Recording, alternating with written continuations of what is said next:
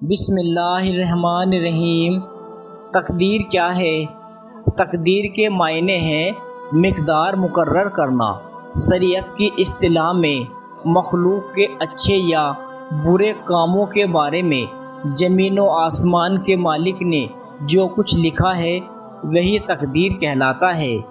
جب یہ یقین ہو جائے کہ اللہ تعالیٰ کی مرضی کے بغیر نہ کوئی مصیبت آ سکتی ہے اور نہ ہی جا سکتی ہے تو پھر دل سے اللہ تعالیٰ کی مخلوق کا خوف نکل جاتا ہے اور صرف اللہ کریم کی رضا رہ جاتی ہے، اور یہ ایمان بن جاتا ہے اور ہماری ہر کامیابی اللہ تعالیٰ کے صرف فضل و کرم ہی کا نتیجہ ہوتی ہے، اور جو ناکامی ہوتی ہے اس میں بھی اللہ رحیم کی کوئی نہ کوئی مصلحت شامل ہوتی ہے یا خود ہمارے گناہوں کا نتیجہ ہوتی ہے، جس میں صبر کی صورت میں ہمارے گناہ معاف ہوتے ہیں، جو کہ خود ایک بہت بڑی سعادت ہے۔ بہت سی بار اس بات کو دیکھا گیا ہے جس بات یا نتیجے کو ہم اپنے لیے برا سمجھ رہے تھے، بعد میں معلوم ہوتا ہے کہ وہ برا نہ تھا بلکہ بہت اچھا تھا۔ نبی پاک صلی اللہ علیہ وسلم نے فرمایا، تقدیر کو دعا کے علاوہ کوئی چیز نہیں بدل سکتی، اور عمر میں اضافہ صلہ رحمی کے علاوہ کوئی چیز نہیں کر سکتی۔ حضرت سلمان فارسی رضی اللہ تعالی عنہ کی روایت سے اس لیے ہر نماز کے بعد یہ دعا مانگے، یا اللہ مرتے وقت میری زبان پر لا الہ الا اللہ محمد رسول اللہ ہو، اور مجھے صرف اپنی رحمت و فضل سے جنت الفردوس عطا فرمائیے، آمین۔ حضرت عبیدہ بن ثابت رضی اللہ تعالی عنہ سے روایت ہے کہ رسول اکرم صلی اللہ علیہ وسلم نے فرمایا، اللہ تعالیٰ نے سب سے پہلے قلم کو پیدا فرمایا، پھر اس قلم کو لکھنے کا حکم دیا۔ قلم نے عرض کی کہ اے رب العالمین کیا لکھوں؟ اللہ تعالیٰ نے فرمایا تقدیر لکھو۔ چنانچہ قلم نے ان چیزوں کو لکھا جو اب تک ہو چکی ہے اور جو آئندہ قیامت تک ہونے والی ہے۔ تقدیر پر ایمان لانا فرض ہے۔ انسان کو پہنچنے والی ہر اچھائی یا برائی اس کے مقدر میں لکھی ہوئی ہوتی ہے، البتہ اللہ رب العزت نے عقل و سمجھ کی دولت سے نواز کر انسان کو نیکی اور بدی دونوں کے راستے واضح کر دیے۔ نیکی کا راستہ اختیار کرنے پر اسے اللہ رب ال کی رضا اور انعام و اکرام حاصل ہوتا ہے، برائی کا راستہ اختیار کرنے پر اسے سزا اور عذاب ملتا ہے۔ حضرت عبداللہ بن عمر رضی اللہ تعالی عنہ سے روایت ہے کہ رسول اکرم صلی اللہ علیہ وسلم تشریف لائے، آپ کے ہاتھوں میں 2 کتابیں تھیں۔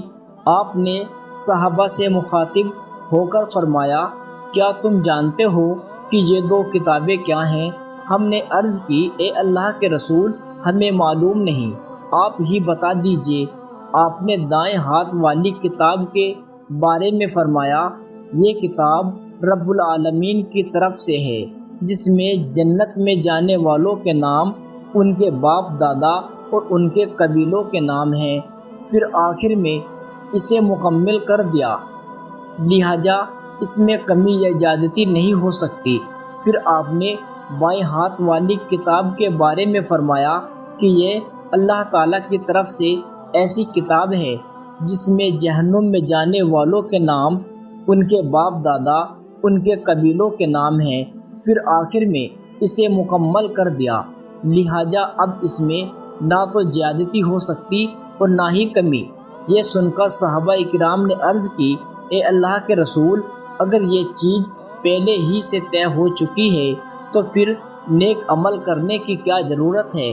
آپ نے فرمایا، اسلامی شریعت کے مطابق اپنے اعمال کو اچھی طرح مضبوط کرو، اللہ جل ثناؤ کی نکٹتا حاصل کرو، اس لیے جنت میں جانے والوں کا خاتمہ جنت والوں کے اعمال پر ہوتا ہے، چاہے زندگی میں اس نے کیسے ہی عمل کیے ہوں، اور جہنم میں جانے والوں کا خاتمہ جہنم جانے والوں کے اعمال پر ہوتا ہے، چاہے اس نے اعمال جیسے بھی کیے ہو۔ پھر آپ نے فرمایا، تمہارے رب کو پہلے ہی سے معلوم ہے کہ ایک جماعت جنتی ہے اور ایک جماعت جہنمی ہے۔ حضرت عمیر رضی اللہ تعالیٰ عنہ سے روایت ہے کہ میں نے عرض کیا، اے اللہ کے رسول، وہ عملیات جنہیں ہم شفا کے لیے پڑھتے ہیں اور وہ دوائیں جنہیں صحت کو حاصل کرنے کے لیے ہم استعمال کرتے ہیں اور وہ چیزیں جنہیں اپنی حفاظت کے طور پر ہم استعمال کرتے ہیں، کیا وہ چیزیں اللہ کی تقدیر کو بدل دیتی ہے؟ آپ نے فرمایا، یہ بھی اللہ تعالیٰ کی تقدیر کے مطابق ہے۔ بیماری سے شفا کے لیے دم کرنا یا دوا استعمال کرنا یا اپنی حفاظت کے لیے ڈھال وغیرہ استعمال کرنا، تمام چیزیں اللہ تعالیٰ کی تقدیر کے مطابق ہے، اس لیے کہ انسان کی تقدیر میں اسی طرح لکھا ہوتا ہے، اگر یہ فلاں علاج کروائے گا تو اسے شفا مل جائے گی، لہٰذا وہ علاج کروانے پر مریض کو شفا مل جاتی ہے، اس لیے یہ تمام کام کرے۔ حضرت ابو موسیٰ اشعری رضی اللہ تعالیٰ عنہ سے روایت ہے کہ رسول اکرم صلی اللہ علیہ وسلم نے فرمایا، اللہ جل ثناؤ نے آدم علیہ السلام کو تمام زمین سے حاصل کی گئی مٹی کی ایک مٹھی سے پیدا فرمایا، لہذا آدم علیہ السلام کی اولاد زمین کے مطابق پیدا ہوئی۔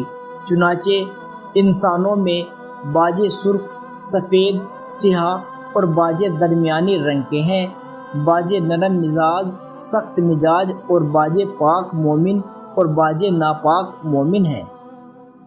حضرت عبداللہ بن عمر رضی اللہ تعالیٰ عنہ سے روایت ہے کہ نبی کریم صلی اللہ علیہ وسلم نے ارشاد فرمایا، اللہ تعالیٰ نے اپنی مخلوق جنوں اور انسانوں کو ظلمت یعنی شہوت و اچھا والے پیدا کیا، پھر ان پر اپنے نور کی روشنی ڈالی، لہٰذا جس کو وہ روشنی مل گئی وہ ہدایت پا گیا اور جس کو وہ روشنی نہیں ملی وہ گمراہی میں پڑا رہا۔ اسی لیے میں کہتا ہوں، اللہ تعالیٰ کی تقدیر پر قلم کی تحریر خشک ہو چکی ہے۔ حضرت انس رضی اللہ تعالیٰ عنہ سے روایت ہے کہ رسول اکرم صلی اللہ علیہ وسلم کثرت کے ساتھ یہ دعا فرماتے تھے، یا مقلب القلوب ثبت قلبی علی دینی۔ ترجمہ، اے دلوں کے پھیرنے والے، میرے دل کو اپنے دین پر قائم رکھے۔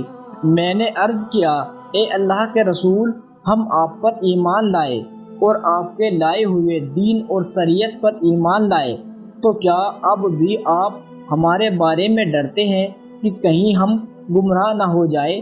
آپ نے فرمایا، بے شک دل اللہ تعالیٰ کی دو انگلیوں کے درمیان ہے، لہٰذا اللہ جس طرح چاہتا ہے دلوں کو پھیر دیتا ہے۔ اس لیے یہ دعا روزانہ ہر نماز کے بعد مانگیے۔ حضرت علی رضی اللہ تعالیٰ عنہ سے روایت ہے کہ رسول کریم صلی اللہ علیہ وسلم نے فرمایا، کوئی آدمی اس وقت تک مومن نہیں بن سکتا جب تک وہ چار چیزوں پر ایمان نہ لائے۔ وہ اس بات کی گواہی دے کہ اللہ کے علاوہ کوئی حقیقی معبود نہیں، وہ یہ بھی گواہی دے کہ میں اللہ کا بھیجا ہوا سچا رسول ہوں، موت اور مرنے کے بعد دوبارہ اٹھنے پر یقین رکھے، تقدیر پر ایمان رکھے۔ حضرت عبداللہ بن عمر رضی اللہ تعالیٰ عنہ سے روایت ہے کہ نبی کریم صلی اللہ علیہ وسلم نے فرمایا، میری امت میں پہلی امتوں کی طرح زمین میں دھس جانا اور شکلیں تبدیل ہو جانا بھی ہوگا، اور یہ عذاب ان لوگوں کو ہوگا جو تقدیر کو جھٹلانے والے ہیں۔ اے ہمارے رب، تو ہمیں ان لوگوں میں شامل نہ فرمائیو، آمین۔ حضرت عبداللہ بن عمر رضی اللہ تعالیٰ عنہ سے روایت ہے کہ رسول اکرم صلی اللہ علیہ وسلم نے فرمایا، تقدیر کا انکار کرنے والے اس امت کے مجوسی آتش پرست ہیں، اگر وہ بیمار ہو جائیں تو ان کی مزاج پرسی نہ کرو، اور اگر وہ مر جائے تو ان کے جنازے پر نہ جاؤ۔ قردیہ فرقے کو مجوسی کے ساتھ تشبیہ اس لیے دی گئی ہے جس طرح وہ کئی پیدا کرنے والوں کے قائل ہیں، اسی طرح قردیہ بھی بھلائی اور برائی کو الگ الگ خالق مانتے ہیں۔ بھلائی کا خالق اللہ تعالیٰ اور برائی کا خالق شیطان کو کہتے ہیں، حالانکہ دونوں چیزوں کا خالق اللہ تعالیٰ ہی ہے۔ لہذا تقدیر کے انکاری کے بارے میں سخت وعید بیان ہوئی ہے۔ اللہ تعالیٰ ہمیں اس سے اپنی پناہ میں رکھے۔ حضرت مطر بن قاسم رضی اللہ تعالیٰ عنہ سے روایت ہے کہ رسول اکرم صلی اللہ علیہ وسلم نے فرمایا، جب اللہ رب العزت کسی آدمی کے بارے میں فیصلہ فرماتے ہیں کہ فلاں علاقے میں موت پائے گا تو اللہ تعالیٰ اس کو اس علاقے کی طرف جانے کا کوئی سبب بنا دیتا ہے۔ حضرت عائشہ رضی اللہ تعالیٰ عنہ سے روایت ہے کہ میں نے عرض کیا، اے اللہ کے رسول، جنت یا جہنم میں جانے کے اعتبار سے مومنوں کے نابالغ مرنے والے بچوں کا حکم کیا ہے؟ آپ نے فرمایا، وہ اپنے ماں باپ کے ساتھ جنت میں ہوں گے۔ میں نے عرض کیا، اے اللہ کے رسول، بغیر اعمال کے؟ آپ نے فرمایا، اللہ تعالیٰ کو خوب علم ہے، انہیں بالغ ہو کر کیا اعمال کرنے تھے۔ میں نے عرض کیا، مشرک لوگوں کے بچوں کا کیا حکم ہے؟ آپ نے فرمایا، وہ اپنے ماں باپ کے ساتھ جہنم میں ہوں گے۔ میں نے تعجب سے پوچھا، کوئی عمل کیے بغیر؟ آپ نے فرمایا، اللہ تعالیٰ کو خوب علم ہے، انہیں بالغ ہو کر کیا اعمال کرنے تھے۔